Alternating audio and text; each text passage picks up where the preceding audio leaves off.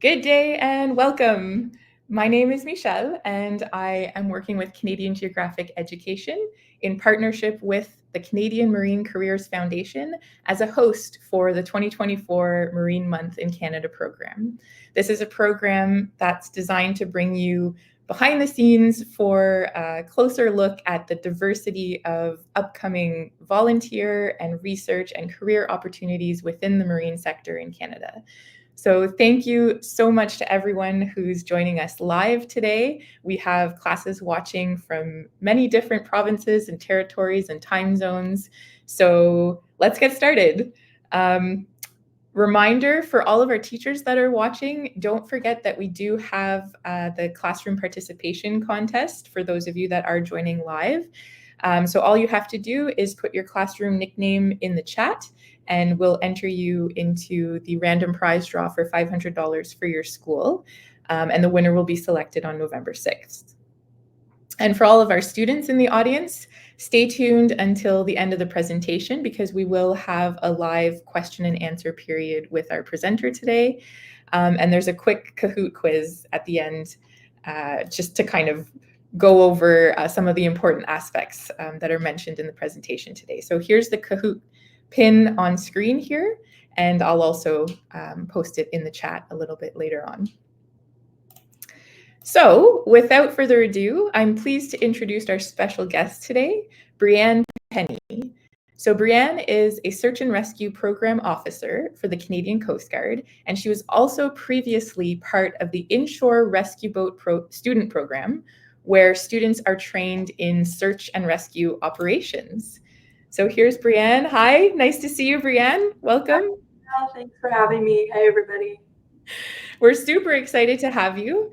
And with all of our Marine Month presentations, we always start with the same question. So we're curious to know where in Canada you're joining us from today.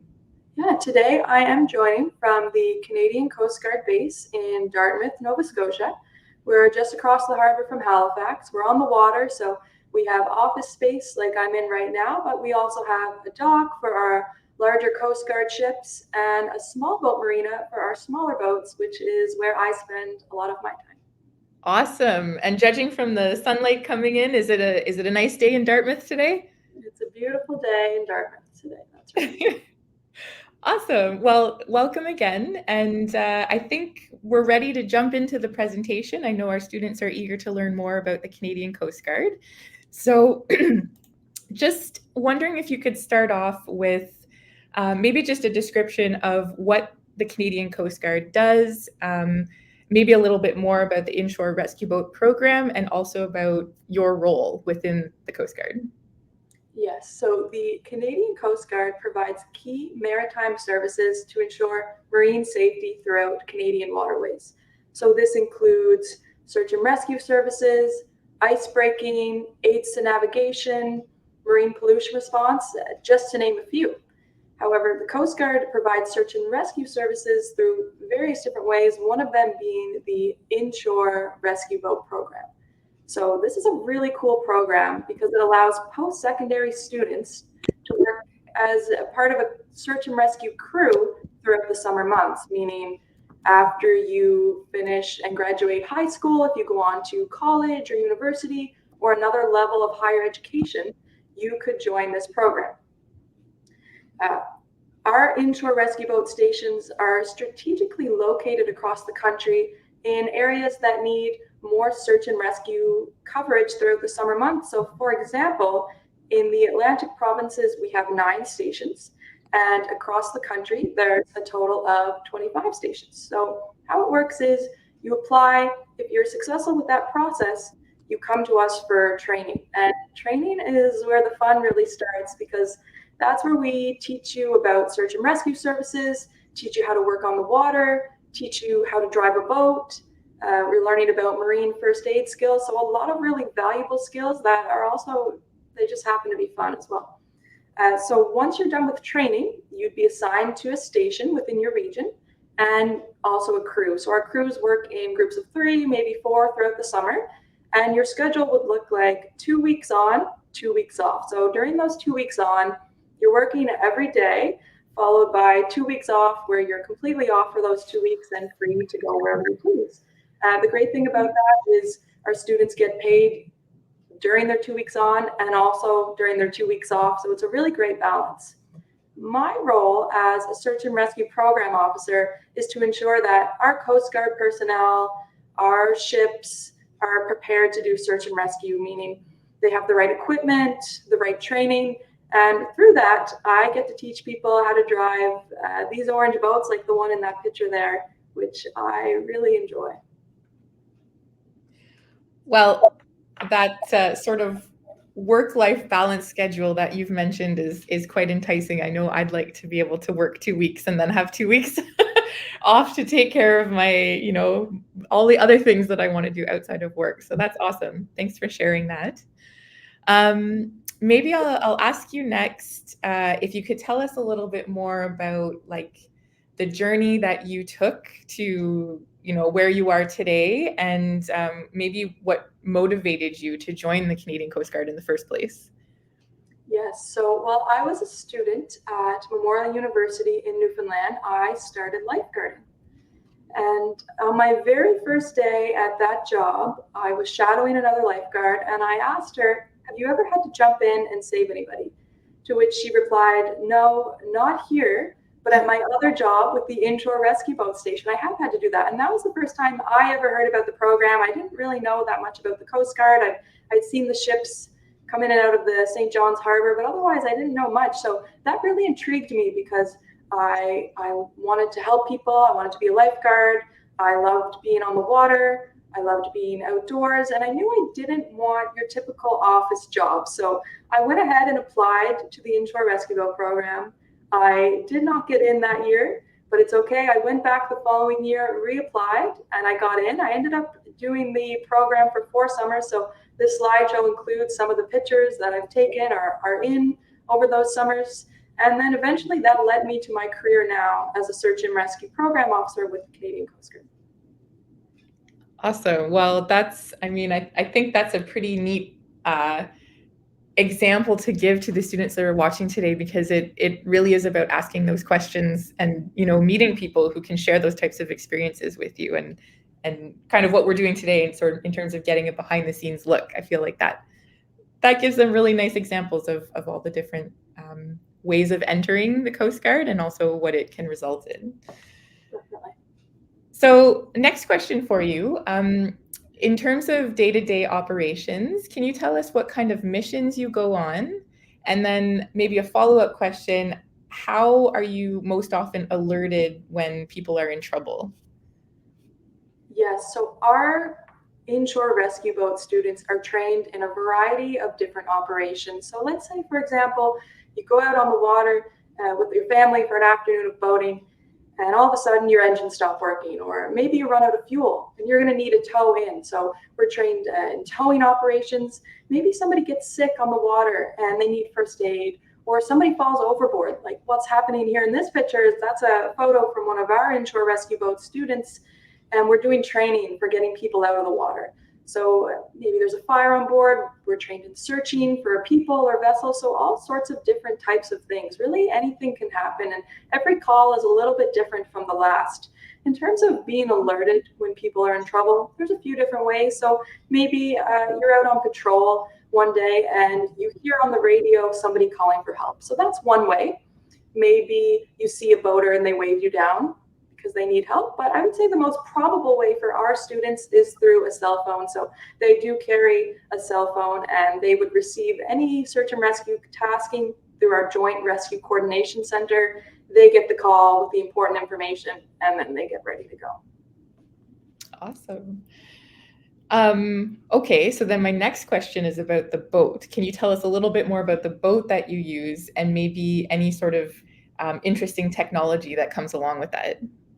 Yeah, so our boats, like you can see here in the pictures, are sometimes referred to as FRCs. FRC stands for Fast Rescue Craft. So as you can imagine, they go pretty quick, right? They can go around 45 knots, which translates to 83 kilometers an hour. So that's really important if someone's in trouble. You got to get there quickly, right? But One of my favorite things about these boats, as you can see from these pictures here, is they can get into really tight spaces, really shallow water, places that you're probably not going to want to take your average boat. The bottom of the boat is a hard shell, and the top, that tube, that orange kind of looks like a balloon, is full of air, and it provides stability and allows us to get up near rock faces or cliffs, or acts as a bumper when you're docking, right? So the boats are really cool, but another piece of cool equipment we use is night vision goggles. So let's say you take your car out at night, you've got headlights, you've got street lights that light up and show you where you're going. When you're boating at night, it's a little bit different because you don't have those headlights, of course, you don't have street lights, so it gets really dark out there. So just like this picture is showing here, the night vision goggles are really valuable as they really do turn darkness into daylight. It does look green and black, just like in the movies, but it's pretty cool, and they're very, very helpful. Well, that is pretty neat. I mean, I've seen this picture once before, and that's the first thing that came to mind is like you see this in the movies, but for you to be able to actually use this technology, on a day-to-day basis is pretty fantastic. Okay, so then my next question is, do you have to go out rain or shine? And where do you have your meals? Do you also eat on the boat, or how does that work? Yeah, so oftentimes when the weather gets bad, that's when people can get in trouble on the water. So when boaters are headed into the wharf to take cover from the bad weather, that's when search and rescue crews oftentimes have to go out. So we are trained in heavy weather operations, driving the boat in reduced visibility, rain, snow, cold weather. And that's why I'm wearing a dry suit in this picture here. So the dry suit is a really great piece of gear we have. Hypothetically, I could jump in the water wearing that suit and my clothes on the inside would stay dry. So it allows you to stay dry and warm during those really rainy or wet days. And yeah, we're trained to go out in all sorts of conditions. In terms of eating and sleeping, our inshore rescue boat program students, once they're assigned to a station, they also have accommodations. So you have a place to live that's free during your 2 weeks that you're working. And you also have a grocery budget. So you go out, you buy groceries with your crew, that's all paid for. And then throughout the 2 weeks, you cook your own meals and yeah, you eat whatever you want. So it's really great.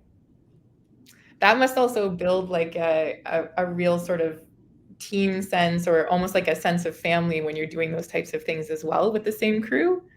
Yeah, 100%. Like you really make some good friendships and you get close with your crew for Yeah. sure.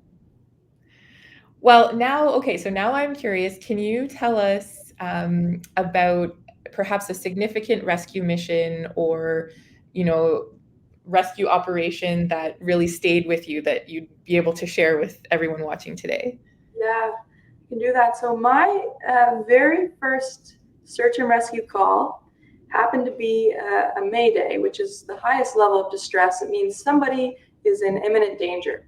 So we get the call that there's two people, they're kayaking or canoeing, and their kayak has overturned. It's flipped over, and now they're in the water. And this is in Newfoundland, so if you're not aware, the water gets very cold there.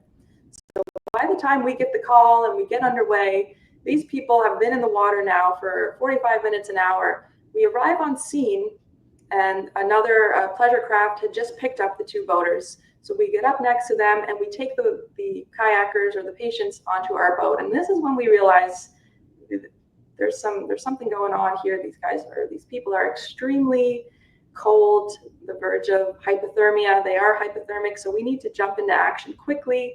We get our rewarming devices, hot packs, oxygen, start doing our checks, and start to warm these people up. Meanwhile, we've got to get them to shore. So as you can see in this picture here, which actually is from that day, somebody took this photo from the beach. We beach the boat and we're met with firefighters and ambulances in order to transfer the patients from our boat to the hospital. They go there, and thankfully everything turned out okay. But it was very chaotic, especially being my first ever search and rescue call. It's one I definitely will never forget.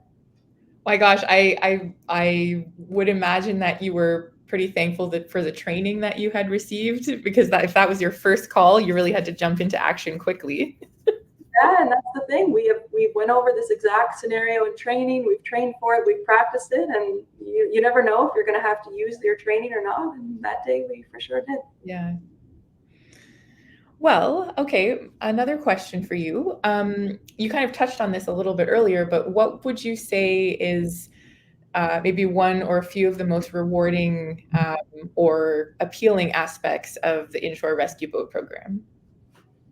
Yeah, so I would say, first of all, the amount of training you receive, the skills you gain, the confidence you gain within yourself is invaluable, and that's really one of the most rewarding things. On top of being able to help somebody in need, but in addition to that, I would say the friendships that you make, right? These are just some of the people I worked with during the inshore rescue boat program during my 4 summers doing it. And I still talk to a lot of these people today. I've made really good friends from the program. And like you mentioned, when you're working 2 weeks and living with these people for 2 weeks on, 2 weeks off, you really get to know them. And I still work with some of them today, still friends with them. So that, the skills, the experiences are all really rewarding for sure. I also have a video that you could play that would help answer this question. Right, we'll bring that up next. So one of the best feelings is the gratification of going out and helping someone, being able to bring them back ashore. They're safe with their families. That gratification is what really brings me back to Coast Guard every year. It's important work that we do. It's good to know at the end of the day that you did something to help people who were in need. One thing you'll hear a lot during training is that this is the best summer job ever. Everyone says it, but it's very much true. It's definitely the best summer job. Central Coast Guard Radio, this is Charlie Golf 296, heading back to Long Pond.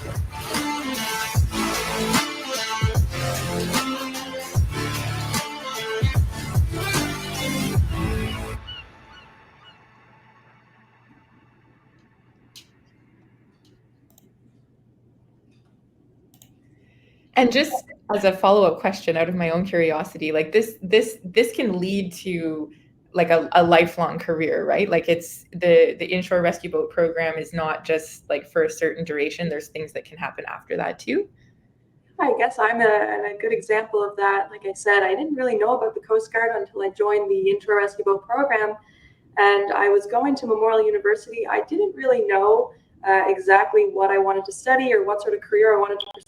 And then after my first summer with the inshore rescue boat program, I knew then and there that I definitely wanted to pursue a career with the Canadian Coast Guard. So, totally. All right, so I'll ask you one last question before we begin the question and answer period with our classes that are joining us today. And that is there any piece of advice that you'd like to share with young people who are, just at the beginning stages of considering, exploring a career within the marine sector or with the Canadian Coast Guard? Yeah, I think something that a lot of people aren't aware of is that there's a whole bunch of different positions within the Canadian Coast Guard. Some of them are seagoing, meaning you work on ships, whereas some of them you might never ever have to step on a ship if you don't want to. So for anybody interested in the Canadian Coast Guard, or specifically the inshore rescue boat program, I would encourage you to go online and do some research. The YouTube video that we just watched, there's a whole bunch of them online. There's really great ones that talk about the inshore rescue boat program, the Canadian Coast Guard College, other programs that we offer. So there's a lot of great resources online. If you're interested in the inshore rescue boat program specifically, I would encourage you to have a look at the qualifications you need for that program. And even if you're still in junior high or high school, you can start to wrap your head around preparing for that. Maybe looking at getting your driver's license, doing first aid courses, getting your boating operator card, which you can get online. So just kind of wrapping your head around that, doing some research and looking into it. Really great advice. Thank you very much, Brienne. Awesome presentation. I also have to plug the YouTube videos because I've seen quite a few of them, and they're really great, and they really touch on a number of different aspects of the work within the Coast Guard. So great recommendation there. So we'll begin with the question and answer period, and we do have one class from North Toronto who's joining us on screen. So I'm just going to bring them up here and see if they have any questions to share. So Miss Hughes' class, do you want to test your audio for me?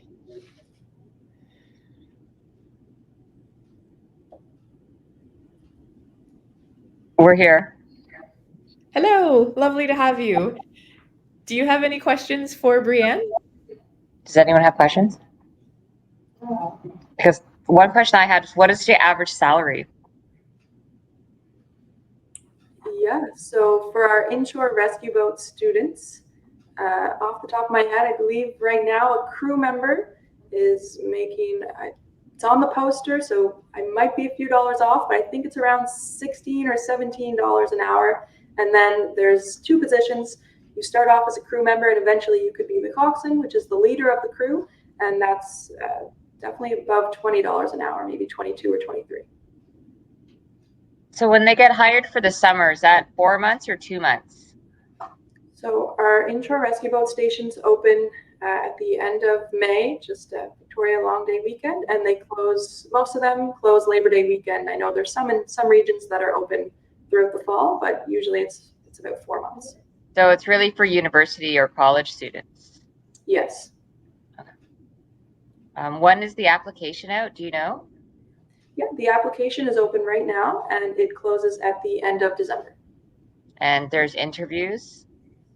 Yeah, so once you apply, there's a few qualifications you need to have before applying, such as having your driver's license, having first aid, having your boater's card. And then if you apply and you're successful with that, there will be a written test and also an interview. So you need a boater's card? Yes, it's called a pleasure craft operator certificate, PCOC. It's something that's a short course you can do online, and then we provide more in-depth boating training at our 3-week training camp, which runs during the month of May. So the interesting thing is that we're from Toronto. I'm not very good at geography. We don't have a lot of Coast Guard positions as much as East or West Coast. Is that true? Yeah, so like if you're looking at a map, we have Central Region. I believe there is an IRB station out of Kingston, and then there's I'm not sure the exact number. There's 25 across the country, and a handful of those are in Ontario. Interesting. Okay. Any other thoughts? I think we're okay. Thank you very much. Thank you.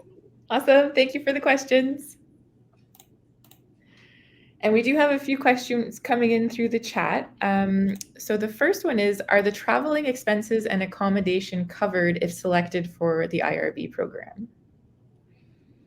Yeah, that's a great question. So the initial expense of, for example, if you were from British Columbia and you were coming to Nova Scotia to work, that initial expense from getting to and from work would be your own expense. However, while you're here, the accommodations, the meals, and getting to your station the very first time is covered. And then if you choose to go home during your 2 weeks off, then that would be on you to pay for. Awesome. And a follow-up question, are there any options to do the training in French? Yes, so in our Quebec region, we being bilingual is a very imperative skill there, and the training would be provided in French. And yes, just maybe on that note, I'm thinking if there are any students who are watching the English presentations, but are French speaking or want to perhaps improve their French and work in a French environment, we do have the equivalent of all of these English presentations in French. And as they're happening, you can either watch them live or you can watch the recordings on our website afterwards. So I think, just looking at the time, why don't we jump into the Kahoot quiz? So anyone who has a device, whether it's a phone or a tablet, if you go to kahoot.it, you can enter this PIN number, and we're just going to have a short 4-question quiz reviewing some of the awesome information that Brienne shared with us. So just give them a few seconds to join. And Brienne, I'll just chit chat with you for a few seconds here while everyone's joining. So tell us, once you walk away from this presentation and head back to the job, what are some of the things you'll be focusing on? Yeah, so starting on Monday, we're putting off our own boating course here. It's called Riot. It's one of the courses that you take if you are an inshore rescue boat student, but we're doing it for our Coast Guard personnel next week and other agencies. So really, I'm going to be starting to prepare for that course next week, making sure our boats are all ready to go, our equipment's ready, and yeah, working on that. And when you say equipment, can you list a couple of other items on the boats that you usually use? Yeah, so when it comes to the boats, we want to make sure that our electronics are working okay, that the boats are full of fuel, all of our equipment. So those dry suits I was talking about, making sure we have enough of those for all of our students, making sure those are ready to go. Yeah, a couple things like that, a little bit time consuming, but come Monday, we'll all be ready to go and it'll be a good course. And how often would you say, like when you're doing these preparations for these courses, are there new technologies or is there new equipment that you have to train on first before you can run the program? Yeah, that's something. Another part of my job, I guess, would be we're trialing equipment. We're always trying to keep up with the times, if you will. So making sure that if something new comes into the industry, that we trial it out. So we do that for sure. Awesome. Well, I wish you luck with the course. And it looks like we have 26 players in the game today, so we're going to get started. All right. Here we go, everybody. So first question. What type of training do students receive during the IRB program? Take a look at the answers on screen.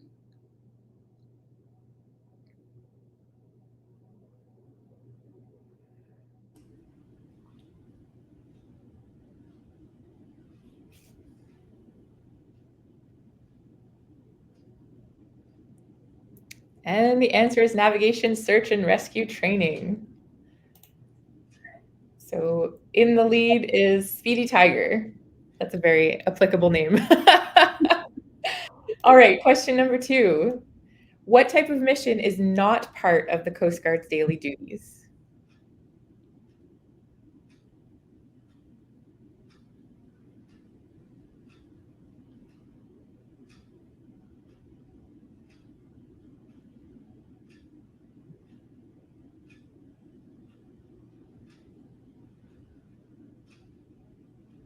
And the answer is issuing tickets.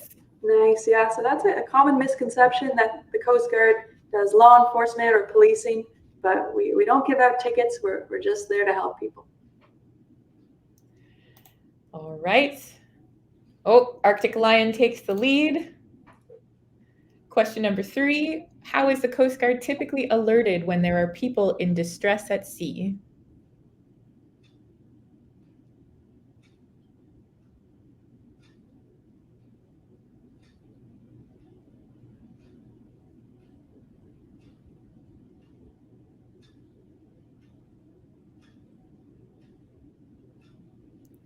And the answer is radio call from boats in distress. Oh, Arctic Lion still leading. Last question. The Coast Guard answers over 6,000 calls for help per year. On average, how many lives do they save each day?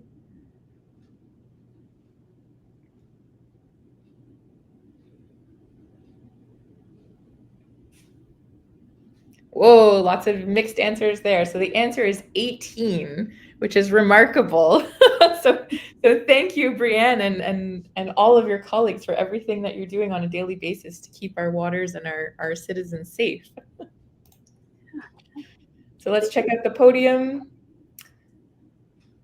Clever Deer in 3rd place, Mountain Wolf in 2nd place, and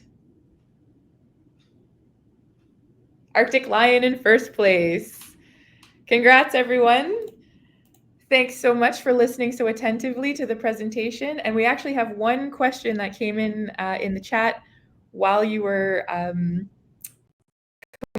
completing the Kahoot quiz. And the question is, what are some jobs with your experience? Oh, wait. What are some jobs?